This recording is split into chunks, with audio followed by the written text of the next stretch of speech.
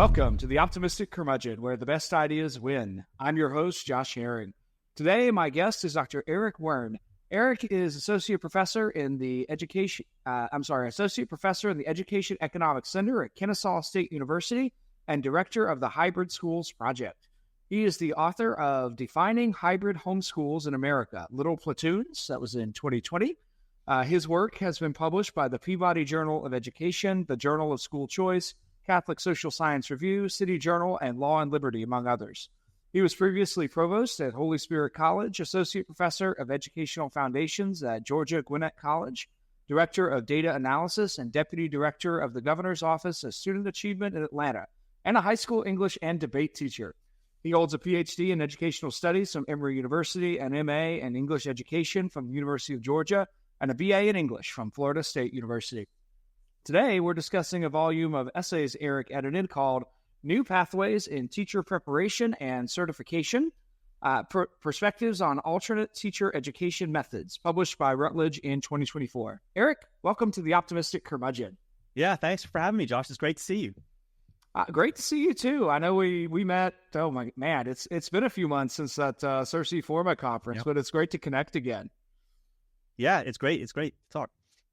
Well, Eric, tell us a bit about your background. What all do you do at Kennesaw State, and what got you interested in new models of schooling? Yeah, so I'm currently, as you say, the director of the National Hybrid Schools Project here at Kennesaw State, outside of Atlanta. For several years, we've been studying these things we call hybrid schools, which are places where the kids go to school a few days per week and they're homeschooled in some form the rest of the week. They go by a lot of names, right? Hybrid schools, hybrid homeschools, collaborative schools, lots of things like that. But you might think of them as kind of more formal versions of homeschool co-ops, right? So they've actually been around for 30 years or so, right? But as you can imagine, they suddenly got a lot more popular during and after COVID. And there are various reasons. We can talk about that if you'd like. But I've been studying them for almost 10 years, and I first got involved or noticed them as a parent about almost 15 years ago. My oldest kids were in a perfectly fine conventional public school, but we were getting busier and busier. We started having more kids, and we were just looking for something different. So there was a classical hybrid school nearby. And rather than jumping all the way to homeschooling, we thought at that point it would be a little bit less strange to go the hybrid route. So we went over there, and my kids hated it for a semester. But then after that semester, they never wanted to go back. So we've been involved there. My wife and I helped start the high school program at that school because we were both former high school teachers. And at the same time, I was a college professor doing work on school choice. And no one was really writing about these really interesting schools. Whenever I would kind of describe it to someone, they would say, oh, yeah, I think I've heard of a school like that. That's really interesting. But no one was writing about them. So I wrote, I did a couple surveys, wrote a few academic papers, and one thing led to another. And that led to a book, which came out in 2020, Defining Hybrid Homeschools in America. And just before that, I had moved over to Kennesaw State to kind of start up this center to kind of research these things. And right after I did that, we closed every school in the country and people got really interested in all this stuff. So that's kind of how I got into hybrid schooling. No, that's really interesting. I think it's really fun that there's both a personal and a professional connection then to that kind of schooling. That I suspect that hits a lot of families right where they're at, but I find that most people end up at the schools they're at for a variety of reasons. It's pretty rare that I meet someone who's like, oh, I'm at this school purely for a philosophical alignment. There's usually a whole bunch of reasons. So I'm glad to hear that that's your case as well. Yeah. I do want to ask one quick follow-up on that. I suspect most of our audience is aware that there's a lot more interest in alternative schooling models during COVID. But update us on kind of the last 2 to 3 years. Have a lot of those families that maybe embraced hybrid schools or homeschooling, have they stayed in that model, or have they gone back to public schools once those schools were kind of back and everything was back to normal? Yeah, we've definitely hit a new plateau since COVID. I think these schools were growing before COVID, but then for all the reasons that you can imagine, people got really interested. It has changed, though. The mix of families has changed pre and post COVID. So I'm sort of glad I was kind of early in on this. Before COVID, I would say probably 2/3 of the families at a given hybrid school had some form of full-time homeschooling in their background. So they'd done just full-out homeschooling for a while and then come to the hybrid at some point. Now it's much more mixed, right? We're pulling families from homeschooling still, but also people are saying, my choices are not just public school or private school. They're public school or private school, or maybe this third thing.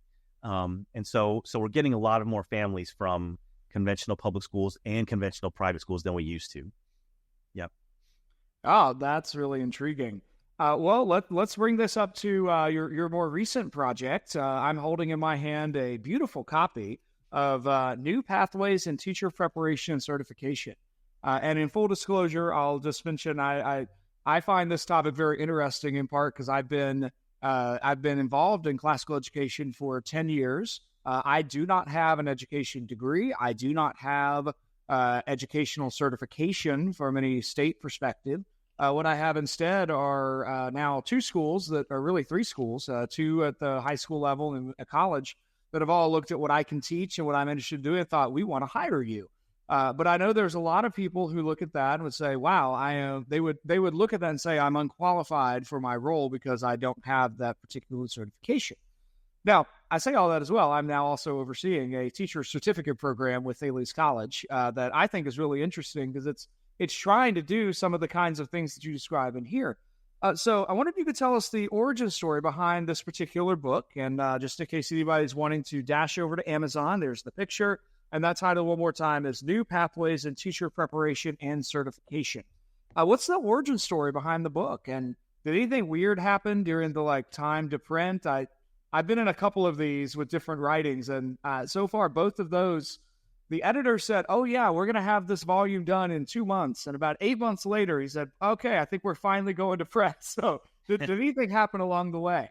Yeah, so I won't call anybody out for being slow with their writing. But yeah, I don't know that there were really hiccups, but this book had a really long kind of runway that led to it sort of taking off. So, as you mentioned, I started my career as a high school English teacher at a conventional public high school.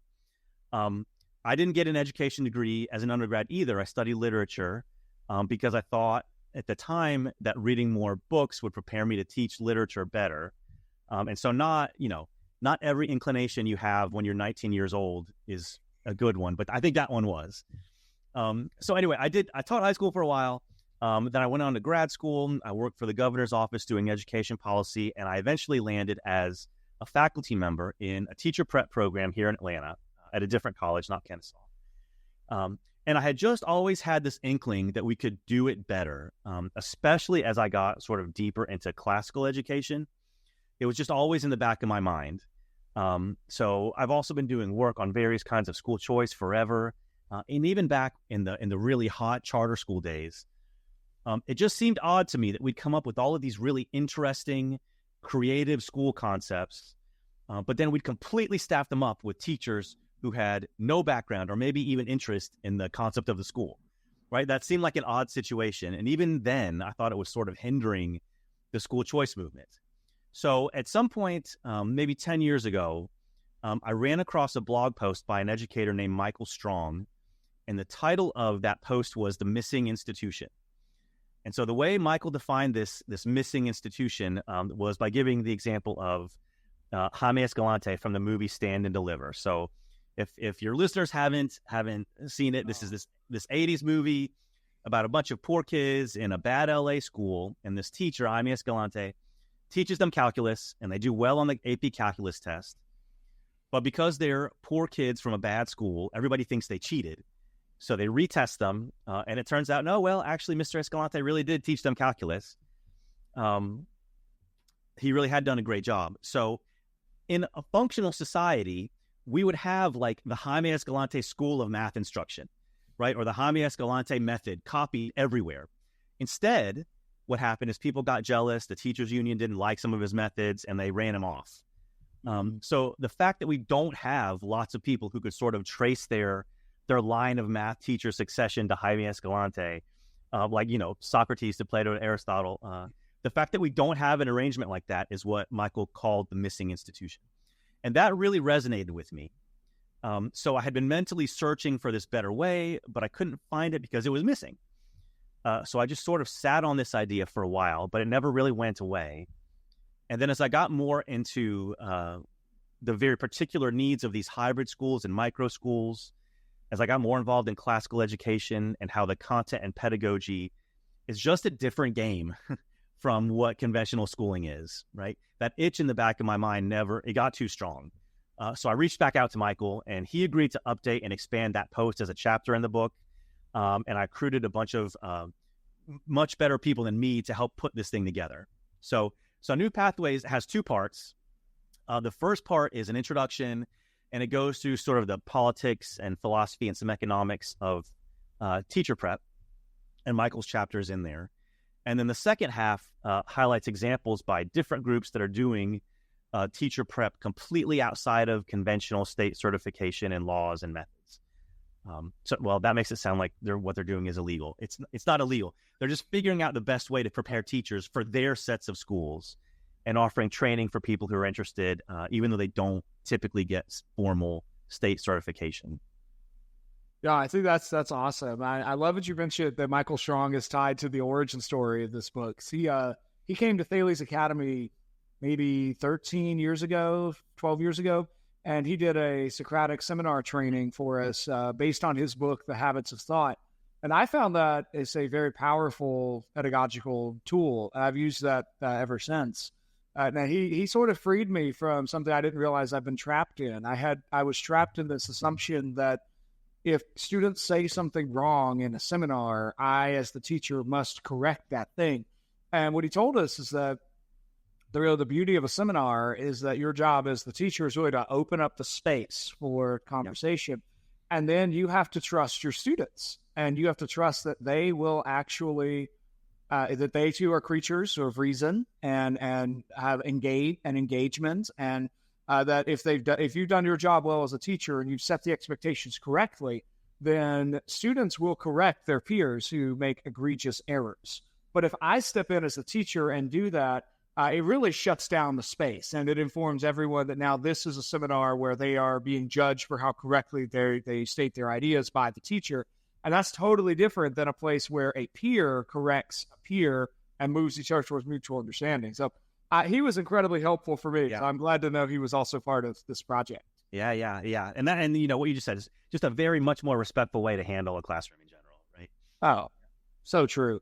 Well, before we go to the specifics of your book, I'd love for you to make let's assume a slightly hostile audience to the idea of teacher certification. Because I know in the classical education world, especially, most fully private schools don't have certification requirements imposed on them by the state, and even in North Carolina, charter schools only need to have 50% of people with state licensure. So where do you see the value in teacher certification programs? What do these add to somebody's ability to teach or to step into the classroom if they go through some sort of season of training and preparation? Yeah, well, I think it's important to note the difference between certification and preparation, right? So certification is a document that you get that's based on a list of rules that somebody has put together, right? But preparation is everything that you do to learn how to become a teacher. I don't know how important certification is, but preparation is actually very important, right? And in part because of the reason that you just talked about with Michael, right? Like you have to learn how to, it's not natural to most people to conduct a class that way. You have to learn kind of the techniques of how to do that, how to draw kids out, how to not step on them when they're saying really crazy wrong things, and just wait it out, right? Like skills like that are things that you need to be taught in order to handle a classroom well. So I think the value comes in things like that, the academic moves that you make. It comes in just all of the background knowledge that you bring. So I think these things are important, but certification rules, like if you don't have this piece of paper that says you've done this thing in this amount of time, you know, or you, Josh Herring, are not qualified to teach in a large amount of the country, right? Even though you are capable of doing it. right? I think we need to separate these two things. Certification and preparation are not the same. I like that distinction a lot. That it fits something I've been wrestling with lately about what's the best. Maybe that's a helpful way to think about it. That the best way to prepare teachers for their subject matter is some level of kind of the basic teacher skills, classroom management, knowledge division, maybe some different theories about assessment and so on. All of those things might be necessary, but the best way to prepare somebody to teach is that they know the subject matter or the knowledge that they are trying to impart, and that deep study becomes a really important part of that preparation. And so in that case, really, I think every teacher, all of their previous study is preparation for whatever they're currently teaching. Yes. Yeah. And a group like Thales or some of the other ones that I mentioned in the book may want to, you may have a body of knowledge that you want to impart, and that could result in some kind of, document or certification or something like that. Yeah. But that's, I think, a different thing from, a single entity defining what every teacher for every kind of school must do before we let you set foot in a classroom. Yeah, no, I think that makes a lot of sense. I wonder if we could spend a moment on some of the history of education. Last semester, I was teaching a history of education course, and we got to the American history unit, and I was really struck by this sort of centralization narrative or theme that seemed to leap out at me. I think of American history as sort of this sprawling, innovative, always changing, always pushing, always headed to the frontier and trying new things. But at least the last maybe 150, 170 years in the United States have not been that kind of story at all. So I wonder if you could tell us a little bit, how do we get to this point where there is a one-size-fits-all model for teacher certification in the United States today, at least in mainstream education? Yeah, well, in a lot of ways, it's similar to the story of why schools look the same and why most kids attend public schools, right? Like you say, we've got this history where, and when we had for a while no federal Department of Education or Office of Education, then we got a small one, which was basically a guy sitting in an office in Washington writing letters asking, so what's going on out in the territories, right? And people reporting back. And then it kind of grew from there, right? So we've kind of had this sort of tendency over time to say, well, bigger is better. So we need to consolidate everything as much as we can. So you've got this situation where the number of school districts has plunged over time because we just consolidate. And then we also go through these phases of looking at the job of teaching and of education as a whole as a sort of very technical field. So as if it's just kind of a question of scientific management. And if it's just a question of scientific management, then we should just have common standards and licenses and all of these things. So we have, so over time we get these claims of scientific authority taking hold, right? We've figured it out. We know how to do teaching now. So these take hold among the public. They respect the experts. And once these things have taken enough hold, the institutions kind of make their moves, right? They enshrine their power. They institute certification or licensure requirements. And lots of places, teachers get raises automatically for advanced degrees from colleges of ed. And those people are a big constituency. So everything just kind of rolls and rolls together over time. And you end up with this arrangement that we have now. So in the book, we kind of separate these a little bit, and we talk about kind of the economic reasons. And then there's another chapter that talks about kind of the political reasons that when, institutions that are doing the same thing kind of tend to copy each other over time. And once that replicates itself enough times, you end up with basically the same kind of arrangement all over the country, right? But then, even among ed reformers, there's also sometimes this idea that there really is a single best way to teach this subject or that subject from a technical perspective. So if we could just use common sense and find whatever that way is, we could solve all of this drama, right? But kids are different. Multiple approaches can work, and some, that might objectively get higher test scores are ones you might not want to use. So it's not really that simple. Mm. Yeah, I think there's so much of teaching that becomes an art rather than a science. It is an idea of how do I contextualize this information to these students based on what I know about what they previously learned and where I want them to get to based on how well I know them. And then whatever information I have about their family background, where all that comes in is like, every classroom moment is this unique thing where we're trying to help learning happen. And it requires an awful lot of human judgment by that teacher in that moment, which is so different than what this homogenous scientific world you're describing. As you mentioned this earlier, and you said your long-term interest is in school choice. There seems to me that there has been so much movement just in the last couple of years in school choice. I think we're up to 13 states that have passed educational savings accounts programs. I know Corey DeAngelis has been a never-ending evangelist of the phrase. Yep. Let the money should follow the child, not the system. Could you walk us through some of the new models of schools that are kind of being developed? Oh, whatever you can imagine is being developed now, right? So we've got, the hybrid schools that I tend to work with are, they're part-time. Most of the teachers are part-time. The kids only go a couple of days a week. So the tuitions are maybe half or a third of what they would be in other places. But that puts it right in line with some of these policies that are being passed. So we have all these new hybrid schools popping up that are able to take advantage of these education savings accounts. We've also got schools that are, just tiny micro schools that serve maybe 10 or 15 kids, and people are using their funds for that.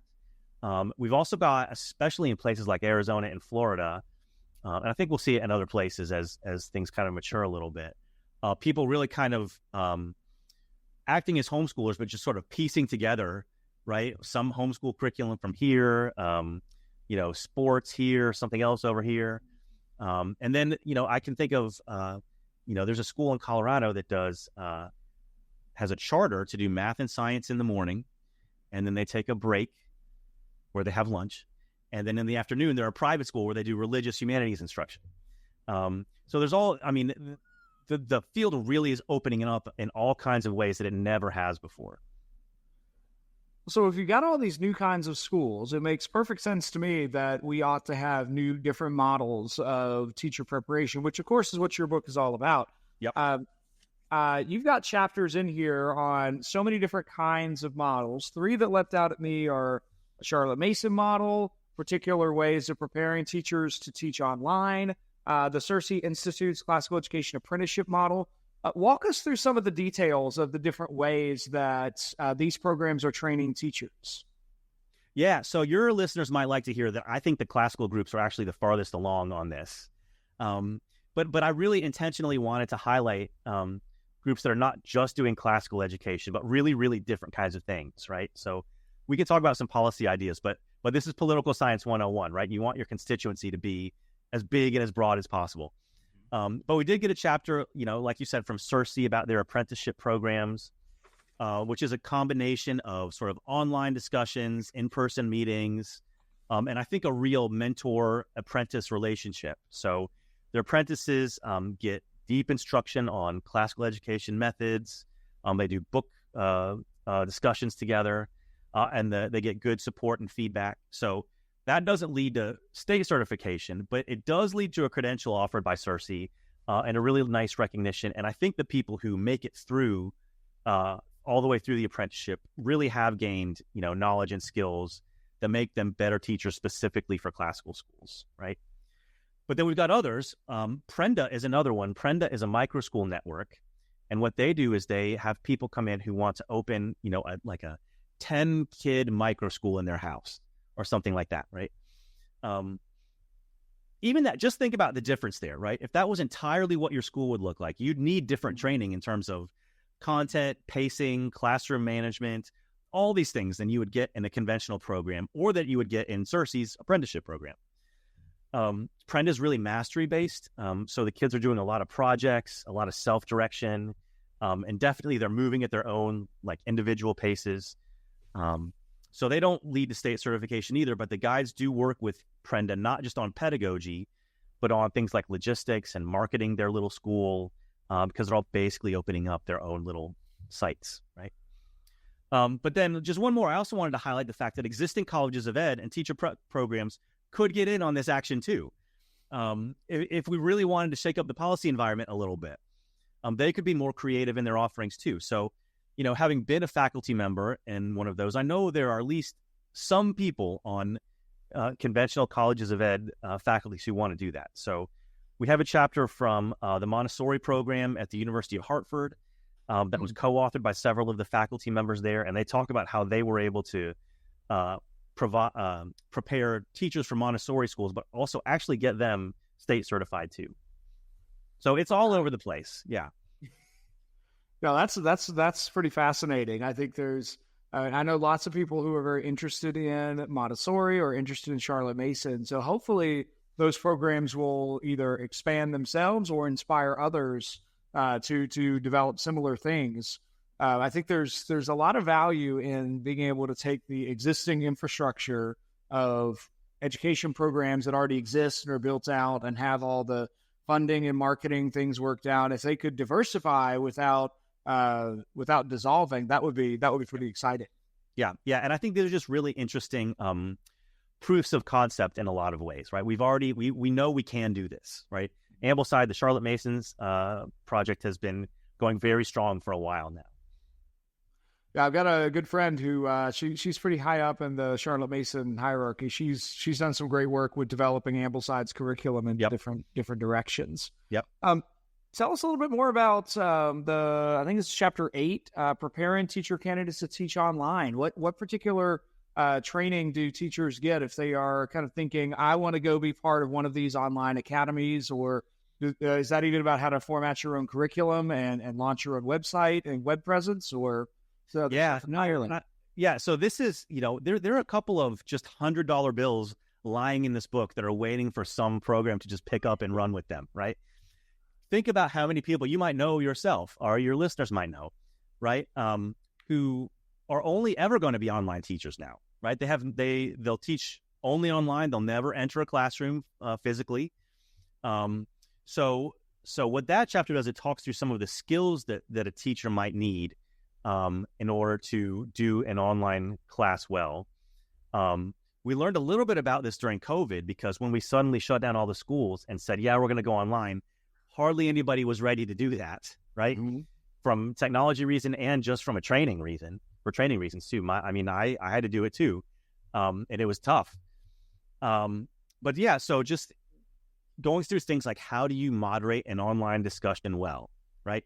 How do you pace things well? How do you construct engaging content for an online class? You can easily see how that could develop into an entire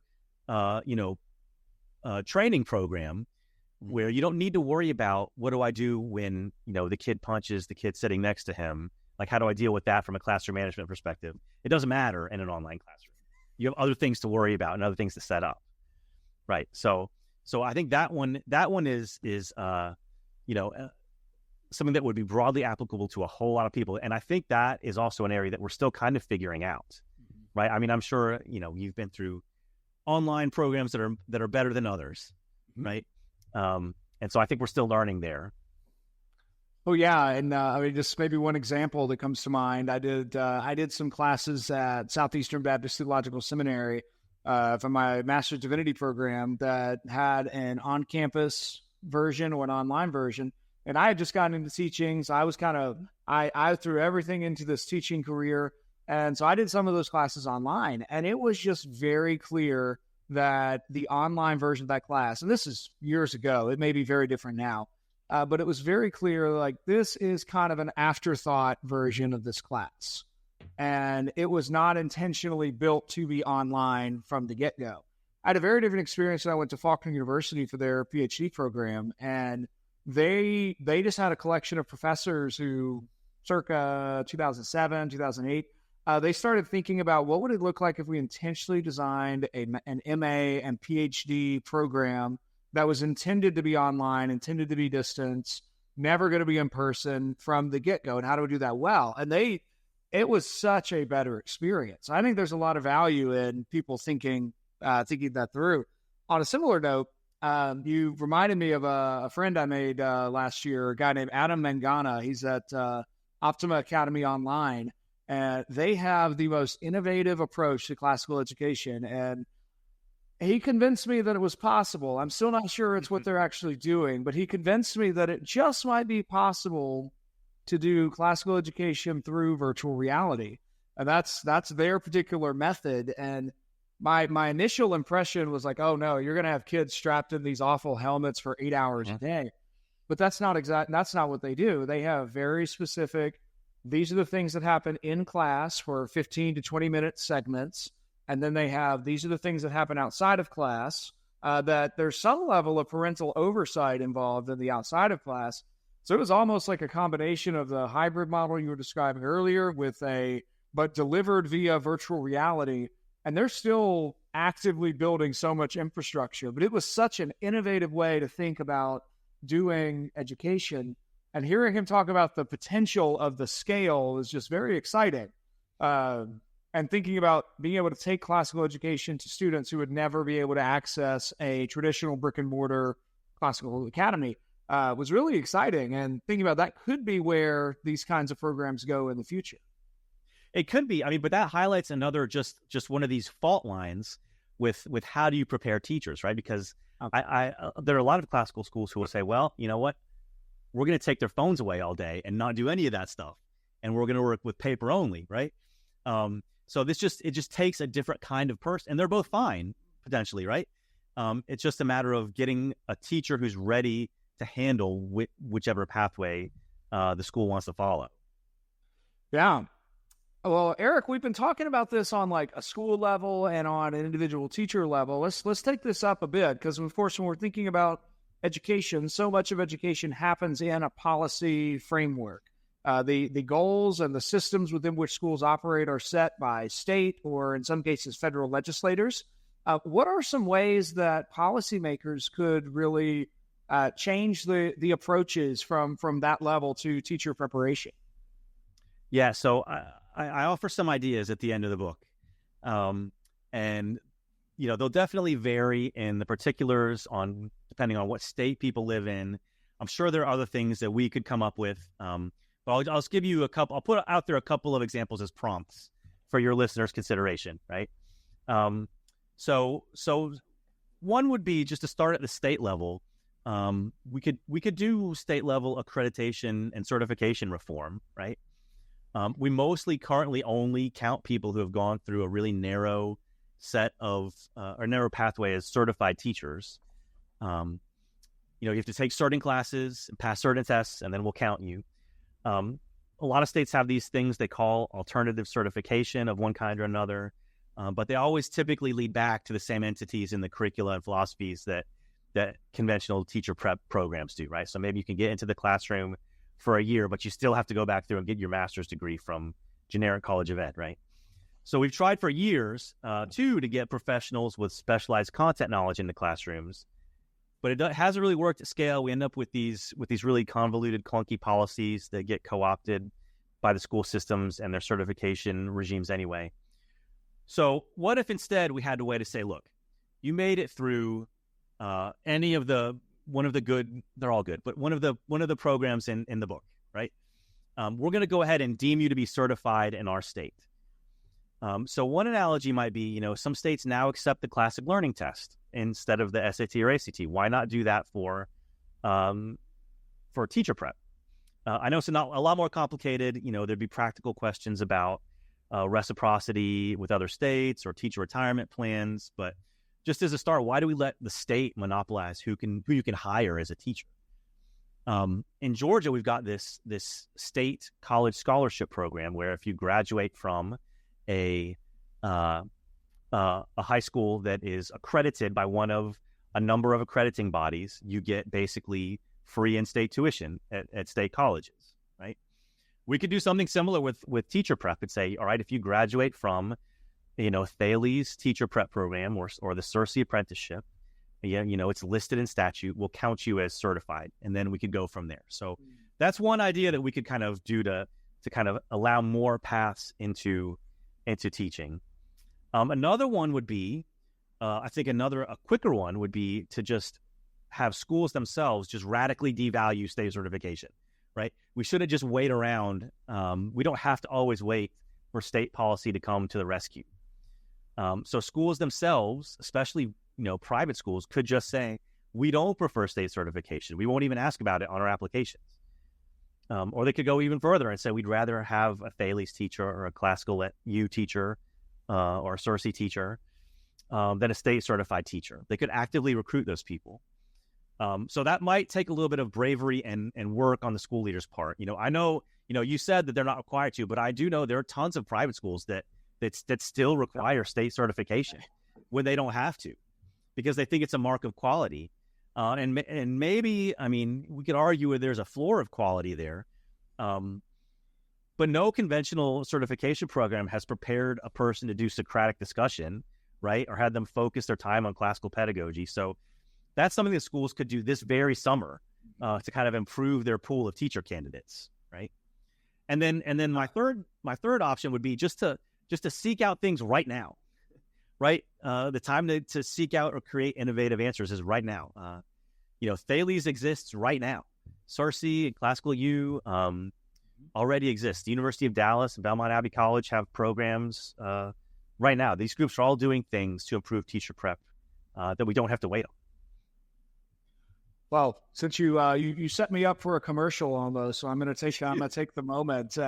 And just if any listeners are interested, this episode will drop in our probably in the fall. So, but for our few live stream listeners and viewers, we're recording this in June of 2024, and I'm actively recruiting the next group of folks to join us in the Certificate for Classical Education Philosophy at Thales College. If you go to thalescollege.org, there's a big button on the homepage that'll take you to the certificate website where you can see all the courses that we have. But those are courses intended to do exactly what Eric is describing. We want to give teachers a great amount of preparation in a format that is conducive to the working professional. Eric, as you were, and you're absolutely right. There are so many people trying to do this. I know in North Carolina, Belmont Abbey College just launched a master's program in classical education. Hillsdale College and University of Dallas both have residential ones that have online components. Eastern University has had a master's in classical education for a while. Gordon College has one. But there are all of these folks who recognize the need. As you were describing your three options there, reminded me of a friend of mine who he was a teacher. We started teaching in the first year, and neither of us had certification. At the time, Thales Academy was tied to the Wake County pay scale. And there was, and I don't know exactly how this works inside Wake County, but there was some differentiate. There was some caveat for teachers who were hired without certification, and that if they attained certification, they would get a slight pay bump. And that was on our system as well. It's no longer there. We disconnected those pay scales years ago. But at the time, there was a slight incentive. So my friend went and he did night classes for certification, I think at either Wake Tech or NC State, something of that nature. And at least his feedback was that he did not learn anything in that program that he had not already figured out in his first year being in the classroom as far as classroom management and communication goes. And those were the real things he expected to gain. What he got instead was something like a slight indoctrination into light critical race theory and being told that Paulo Freire was the most important educational innovator of the last 2,000 years. And he thought all of that was bunk. So I've thought ever since, I was like, I just don't know that I see the value in mainstream certification programs because they seem to be a great pipeline for the people who either are already teaching or who have committed to teaching. They're really given a bunch of really awful ideas in the midst of their certification program. Yeah, I mean, this is why we need the need for kind of a multiplicity of pathways in, because and this is what I think is the big kind of a lid on the school choice movement is, we've got all these great schools, but to your point, you can have a really interesting school, but all of your teachers have the same have been through the same pipeline, and you have to either undo a lot of stuff, right, or just accept that it's not going to run the way you hoped it would run. Well, 2023, as we've mentioned, saw a record number of states pass school choice bills that enable a whole new field of educational entrepreneurship. Eric, where do you see education going in the next 10 to 25 years? Yeah, that's a big question, right? 25 years is a long time. But we've been pretty far. I don't think we're going back to the old days ever. We've seen these homeschooling numbers have plateaued higher than they were before COVID, and a ton of those kids are enrolled in some kind of new like hybrid school or micro school, or are actually full-time homeschooling. I think COVID pulled the curtain back for too many people, both in terms of the content and the actions of the teachers they saw, but just also in terms of the lackluster pedagogy, right? But this trajectory of growth started before COVID, right? Homeschool publishing and online resources were getting better and more numerous before COVID. It was already becoming a little bit more socially acceptable to homeschool or to go to weird-looking schools before COVID, right? People had started working from home a little more before COVID. COVID just supercharged all of these things. But think about this, right? Especially among younger people who are just now becoming parents or who will soon, like over the next 10 years or 25 years. Their own lived experience is mostly not sitting in a school building for 30 or 40 hours a week, bell to bell. When they get jobs, they're not nearly as likely to have to sit in a cubicle for 40 hours a week. It just seems to me that they're not going to be likely to want to put their kids in that kind of environment, right? They're going to want more flexible and more bespoke kind of options for their kids. So the demand over the next 10 or 20 years will be there, I think, for interesting school options. I think the limiting factor over that time is going to be on the supply side, right? So I know, a place like West Virginia is trying a lot of things, but that's a state where they've had really not much of a history of school choice. And then suddenly they have this universal choice program where everybody's able to get funding to redirect, right? So lots of families now have money to redirect to places they like better, but they need places to redirect it to. So we can pass all these bills, but what we really need is more people getting into this entrepreneurial space and opening up schools for more and more of these sub-markets of kids and families, right? So to enable that, then, we need these missing institutions to help coach up those entrepreneurs and get them ready, right? So we don't really offer degrees in or programs in education entrepreneurship, right? So there's another $100 bill lying on the ground for some college of ed to pick up, right? We just don't have a ton of groups set up to provide the knowledge and skills and abilities to do that in systematic ways.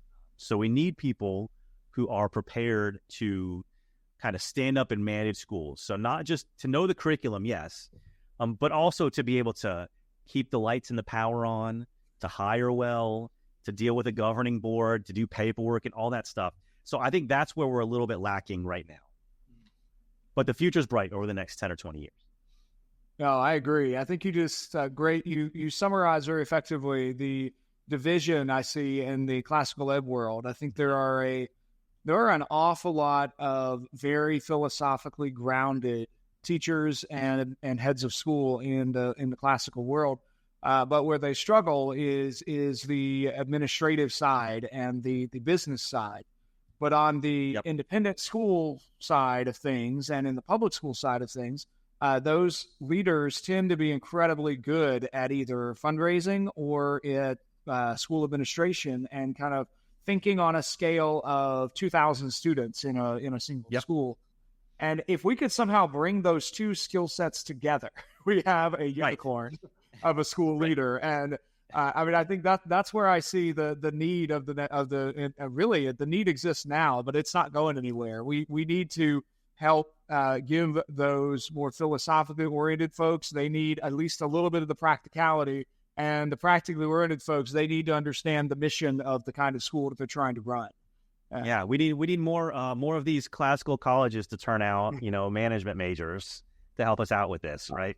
That's right. My provost would be thrilled to hear you say that, because he's very proud of the fact that our entrepreneurial business program is our largest program currently. Well, Eric, as we're wrapping up towards the end of our conversation today, is there anything else? I know we talked about a few things, but I'm sure there are things we've not talked about in your book. Is there anything else you want to tell us about your book that we haven't talked about today? Yeah, well, one thing I think I think there's some of the ideas in the book that will hopefully contribute a little bit, in the sense that I hope it will help people realize to just be positive, right? We don't have to take on this huge system or destroy the system or something like that. That's not the right fight, right? You don't even have to be mad at the system, really, right? Just build new things and go around it, right? I mean, you are experiencing this at Thales, I would think, right? You get to build something amazing there, and that's a fun thing to do. So it's hard sometimes, right? But what is it? All we have to decide is what to do with the time that is given us, right? So it might as well be something that you enjoy. No, I think that's right, and that's a very positive word to close on. That really there's not a lot of there's not I don't know that there's any great value in being the institution or the person just trumpeting how awful mainstream stuff is. Those arguments are all out there. We do have a great need for new institution builders who will build, and that of course is what we here at Thales College are trying to do. We want to build that new model of college education. It's what we're trying to do in the classical education department. We want to figure out how do we form the teachers who are going into the classroom tomorrow. Well, Eric, where can people find and follow your work online? Yeah, so I'm on X at Eric_Wearne. I'm at if you search for the National Hybrid Schools Project, you'll find us there. And the book is wherever you find the finest academic books. Excellent. We'll be sure to put a link into the show description. Well, Eric, thank you so much for joining me today here on The Optimistic Curmudgeon. Yeah, great. Thanks. Great to see you, Josh. And thank you, listeners, for joining us today for another episode of The Optimistic Curmudgeon. My guest this episode has been Dr. Eric Wearne of Kennesaw State University. The book is New Pathways in Teacher Preparation and Certification. If you like this episode, please leave us a 5-star review and share it with your friends. Until next time, seek the good, discover the truth, and love the beautiful.